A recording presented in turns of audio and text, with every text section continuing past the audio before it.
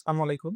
শিক্ষার্থীবৃন্দ, আজকে আমরা শিখব যে কিভাবে ভগ্নাংশের যোগ বিয়োগ করতে হয় এটি শিখব। আমি অনেক প্রবলেম ফেস করছি যে বাচ্চারা এই বিষয়টা অনেক কম বোঝে। সেটা হচ্ছে যে অঙ্কে ক্যালকুলেশন করার সময় যখন এরকম কোনো নিয়ম আসে বা এরকম কোনো ক্যালকুলেশন আসে তারা তখন এটা আজ সলভ করতে পারত না। সলভ করলেও তারা এটা বুঝতে চায়।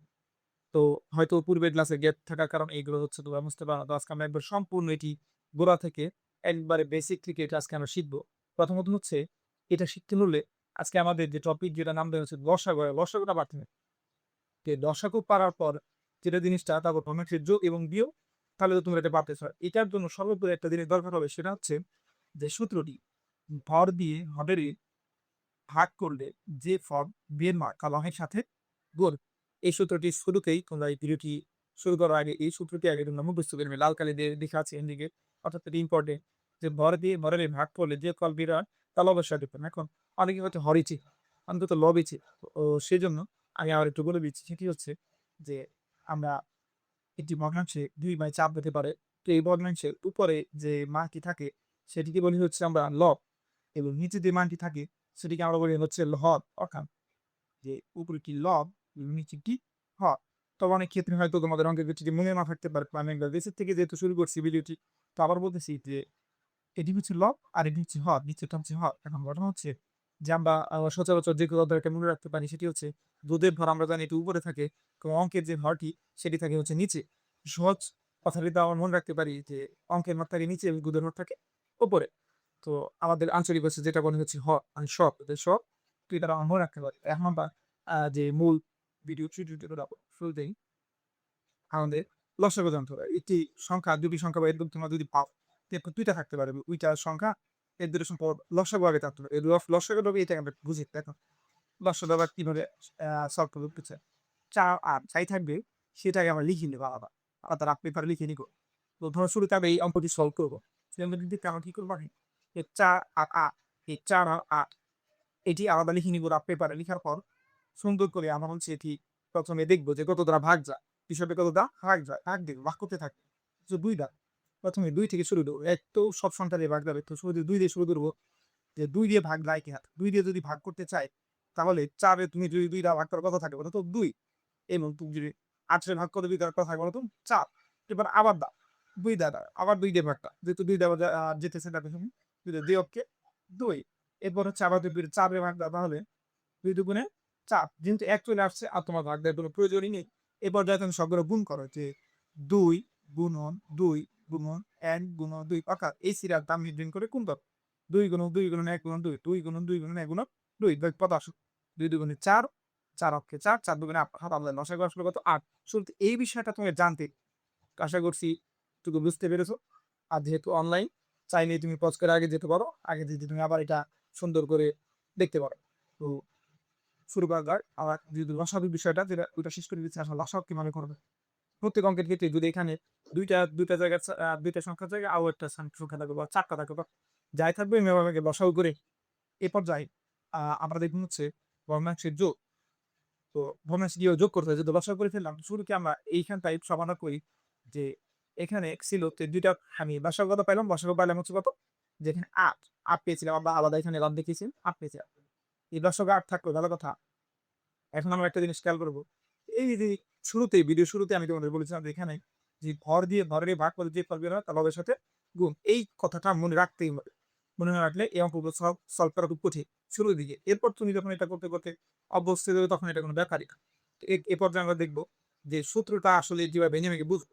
প্রথমে হর দিয়ে ভরের ভাগ করবো, অর্থাৎ প্রথমে এই অংশের কাজ করব, তারপরে যোগ দিব, তারপর এই অংশের কাজ করব, তারপরে অঙ্কটা সমাধানের দিকে যাবো।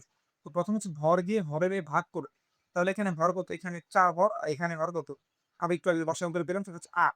তো এটা দেখি। তো হর দিয়ে ভরে যদি ভাগ করে, ৪ দিয়ে যদি ৮ কে ভাগ করতে পারি সেটা কত হয়? ৪ দিয়ে ৮ রে ভাগ করি সেটা কত? আমাদের ৪ দিয়ে ৮ রে যদি ভাগ করি, ৪ দুগুণে ৮। এখানে ৪ দুগুণে ৮। ৪ ও আছে, দুগুণে ৮, আবার কি নাই? দুগুণে মানে ২ নাই। অর্থাৎ ভাগফল কত? ২। এছাড়াও তো আর এইভাবে বুঝো না, তাহলে সংক্ষেপে আলাদা ভাগ করে নিবি। যেমন হচ্ছে এখানে বলা থাকে হর দিয়ে হরে ভাগ করে, অর্থাৎ ৮ কে ৪ দ্বারা ভাগ করো। ৪ দ্বারা ভাগ দাও তো। ৪ অক্ষে ৪, ৪ দুগুণে ৮। তো তুমি এভাবে করতে পারো। তো ভাগফল কত? ২। তুমি এভাবে করতে পারো। আবার চাইলে আমি যেভাবে বললাম যে ৪ দুগুণে ৮, অর্থাৎ যে তুমি এখানে ৪ দুগুণে ৮, যেহেতু ৪ আছে, ২ আছে, ২ ৪ বার ফ্যাক্টর আছে, যেহেতু ২ নেই, তারপর ২ হচ্ছে ভাগফল। তো তুই এভাবে বের করতে পারো। তোমার যেভাবে মন চায় ওভাবে বের করো। এই পর্যায়ে প্রথমে এবার কি করবো আমরা, ভাগফল কত পেলাম আমরা ২। এটা মনে রেখো যে হর দিয়ে হরের ভাগ করলে যে ফল বের হয় তা লবের সাথে গুণ। তাহলে আমরা কোন পর্যন্ত শেষ করলাম? হর দিয়ে হরের ভাগ করলে, ভাগ করলে কি পেলো? যে ফল অর্থাৎ ২, যে ফল হির 1 ২ তার লবের সাথে গুণ। কোন লবের সাথে গুণ? অর্থাৎ এটা যেহেতু হর, এটা দিয়ে এটারে ভাগ করছি, ভাগ করে ২ ছিল। হর দিয়ে হরে ভাগ করে যে ফল বের হয় অর্থাৎ ২ তার লবের সাথে গুণ, মানে এই লবের সাথে গুণ হবে। ২ আর ২ গুণ করে কত হয়? ২ আর এই ২ উপরে ২ দুগুণে ৪, ২ দুগুণে ৪ লিখে দিলাম। এই পর্যায়ে এখানে যোগ চিহ্ন থাকলে যোগ বসাবো, বিয়োগ চিহ্ন থাকে বিয়োগ বসাবো, যেহেতু যোগ আছে যোগ লিখতে পারতাম। এই পর্যায়ে আবার হর দিয়ে হরের ভাগ করে, তাহলে ৮ দিয়ে যদি ৮ কে ভাগ করা যায় অবশ্যই ১ হয়। এটাও তোমরা ভাবে করতে পারো যে ৮ দিয়ে ৮ কে ভাগ সংক্ষেপে ৮ দিয়ে ৮ দিয়ে ভাগ করতে কথা ১ হয়, জানা কথা। তো এখন এখানে আবার ভাগ করে কত পেলাম? সরি, এখানে প্লাস ছিল, প্লাসটা দিইনি। এখানে হচ্ছে ৮ দিয়ে ৮ কে ভাগ করা অর্থাৎ ভর দিয়ে হরে ভাগ করে পেলাম আমরা কত? ১। সে আগে একটু কার সাথে গুণ? উপর অর্থাৎ লবের সাথে গুণ। হর দিয়ে হরের ভাগ করলে যে ফল বের হয় তার লবের সংখ্যা গুণ, অর্থাৎ আমি লবের সাথে একটু ৩ এর সাথে গুণ দিব। ৩ অক্ষে ৩, আমরা জানি ১ এর সাথে ৩ গুণ দিলে বা ভাগ। একবারে ভেঙে ভেঙে বোঝা যাচ্ছে ৩ অক্ষে ৩, যারা বুঝো তাহলে ৩। এই পর্বে আমরা কি করব? সহজ, নিচে অর্থাৎ হরে ৮ আটই থাকবে, কিন্তু ববে ৪ আর ৩ যোগ করলে কত হয়? ৪ আর ৩ যোগ করলে ৭ হয়। তো এখানে ৭ লিখি। তো এটা হচ্ছে আমাদের তো হয়ে গেল ভগ্নাংশের যোগ। লসাগু শিখেছি আমরা, শুরু করে ভগ্নাংশের যোগ শিখলাম। এই পর্যায়ে আমরা শিখব ভগ্নাংশের বিয়োগ। ওই একই জিনিস একই রকম পর্যায়ে কেউ ভগ্নাংশের বিয়োগটি আমরা হচ্ছে বীজগণিতীয় যে সমস্যাগুলি তার মাধ্যমে সমাধান করি। আচ্ছা, ভগ্নাংশের বিয়োগ সেটা আমি বীজগণিতের মাধ্যমে তোমাদের একটু বুঝাবো। খেয়াল করো, x minus 1/x, x minus 1/x যদি থাকে এটা আমরা কিভাবে সমাধান করবো? শুরুতে আমরা দেখতেছি যে এইটুকুতে এখানে হর আছে বা এখানে কিন্তু লব আছে, বা এখানে কিন্তু কোনো হর নেই। এখানে তো কোনো তাদব বা কুড়িয়াক আসে। আসলে এই বিষয়টা এমন না, কিছু একটু বুঝতে হবে। সেটা হচ্ছে যদি কখনো এরকম খাও তোমার মাথায় রাখতে হবে যে এইখানে এক্স এর নিচে কিছু নাই মানে কি আছে? একটা 1 আছে, এটা ভেবে নিতে হবে। এক্স আর নিচে কিছু নাই মানে একটা 1 মাইনাস মাইনাস। এই ক্ষেত্রে এখানে যদি আবার একটু খেয়াল করি, সেই ক্ষেত্রে যে এইখানটায় যা আছে এরপর আমরা কি করবো? আর তো ভাবলাম না নিচে কিছু নাই মানে 1 ভাবতে হয়। এখন এটার লসাগু কি? এটার লসাগু আমরা যেভাবে বের করবো, এই লসাগু এভাবে করবো না, এটা এভাবে বের করবো না। এটা সর্বোচ্চ ঘাত কত? সর্বোচ্চ ঘাত দেওয়া হবে তাই এখানে এক্স আছে যেহেতু, তার মানে অর্থাৎ এখানে কি হবে? এখানে হচ্ছে লসাগু এক্স হবে। যদি এক্স স্কয়ার থাকতো বা এক্স স্কয়ার যা থাকবে সেটাই হবে। যেহেতু এরকম যদি থাকে তোমরা বুঝে নিবে। নিচে যেটা থাকবে, যে একটা নিচে যেটা থাকবে এটা নিচে কিছু নাই। যেটা নিচে থাকে ওইটাই আসলে লসাগু হবে। এক কথায় ওইটা নিচে যা আছে তাই লসাগু হবে। এই লাইনটা থাকলে হয়তো তোমাদের একটু কঠিন মনে হইতেছে, এই লাইনটা সমস্যা দিই। খেয়াল করো।